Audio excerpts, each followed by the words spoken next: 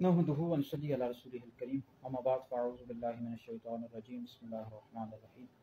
आज एक इंतहाई अहम इशू है जिसके हवाले से हम गुफ्तगू करेंगे। पिछले 2020 से बहुत ज़्यादा इस हवाले से अवाम के अंदर उलमा के अंदर बेचैनी है और गुफ्तगू हो रही है और लोग बहुत ज़्यादा बेचैनी का शिकार हैं।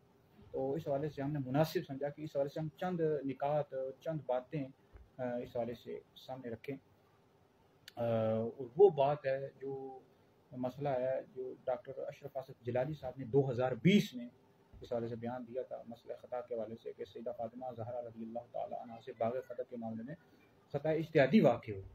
तो इस हवाले से हम कुछ मेरे जहन में निकात आए हैं वो सामने रख देता हूँ। जो बातें हैं वो रखता हूँ। तो लेकिन सबसे पहले जो अहले सुन्नत का अक़ीदा है कि अम्बिया अलैहिस्सलाम और जो फरिश्ते हैं ये मासूम हैं, गुनाहों से मासूम हैं, और बाकी सहाबा इकराम अलैहिम रिज़वान और अहले बैत हों ये महफूज हैं, मासूम नहीं। ये अहले सुन्नत का यही अक़ीदा है। और दूसरी बात यह है कि अहले सुन्नत का ये अक़ीदा है कि अम्बिया अलैहिस्सलाम के बाद सबसे अफजल अबू बकर हैं, फिर उमर हैं, फिर उस्मान हैं, फिर अली हैं।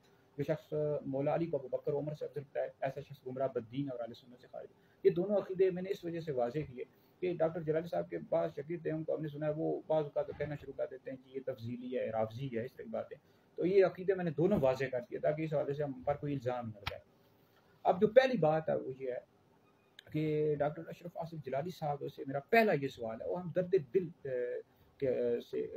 लेकर ये सवाल कर रहे हैं डॉक्टर साहब से।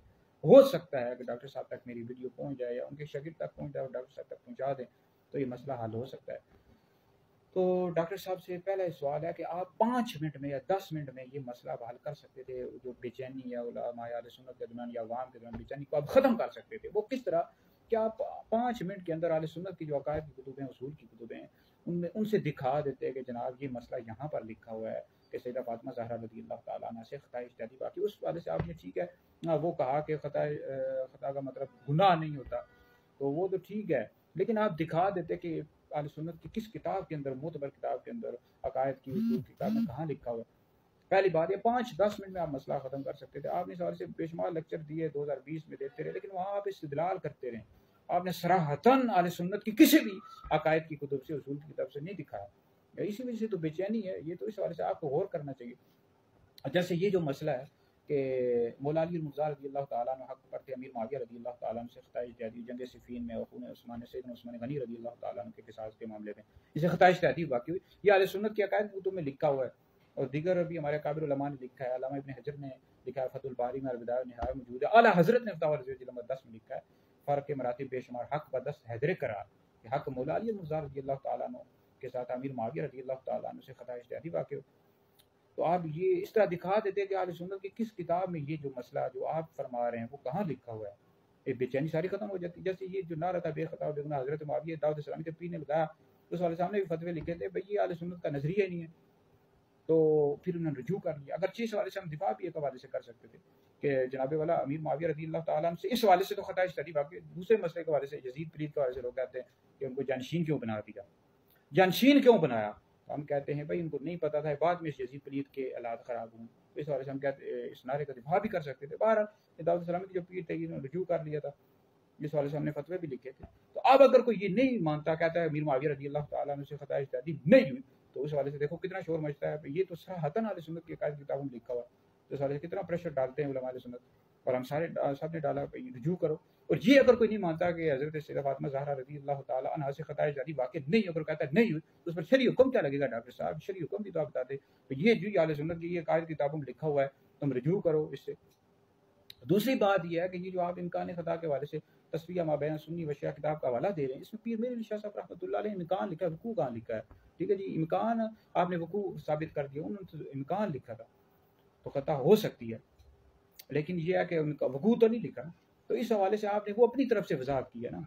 बाद में आपने जो लेक्चर दिए 2023 वगैरह ये भी हमने सुने, इसमें आपने बहस अब करना छोड़ दिया। मतलब शायद आप ये समझ गए कि अवाम की तरह मुझे बहस नहीं करनी चाहिए थी। अवाम के अंदर शोर शराबा मचता है, बेचैनी होती है, फिर फितना फसाद होता है। तो तीसरी बात यह है कि जो जिस तरह वज़ीर आज़म होता है ना, उसके जो मुशीर होते हैं उसको मरवा देते हैं, इस तरह जो किसी उस्ताद के शागिर्द होते हैं वो भी उसको मरवा देते हैं। आप ये शागिर्द हैं, अगर किसी आलिम सुन्नी आलिम दीन को किसी को राफ़ज़ी कह रहे तो इस तरह नहीं करना चाहिए। आप अपने शागिर्दों को भी समझाएं कि इस तरह ना करो भाई, हर एक के साथ बहस करना शुरू कर देते हैं, किसी को तफ़ज़ीली, किसी को नाज़मी, किसी को राफ़ज़ी, इस तरह ना करें। ہم تو درد دل کے حوالے سے باتیں کر رہے ہیں کہ ہمارے دل کے اندر یہ ہے کہ آپ اہل سنت کے بڑے عالم دین تھے، آپ متنازع بن گئے، فائدہ کو نہیں ہونا، یہ کوئی اہل سنت کے عقیدے کا مسئلہ تو ہے نہیں۔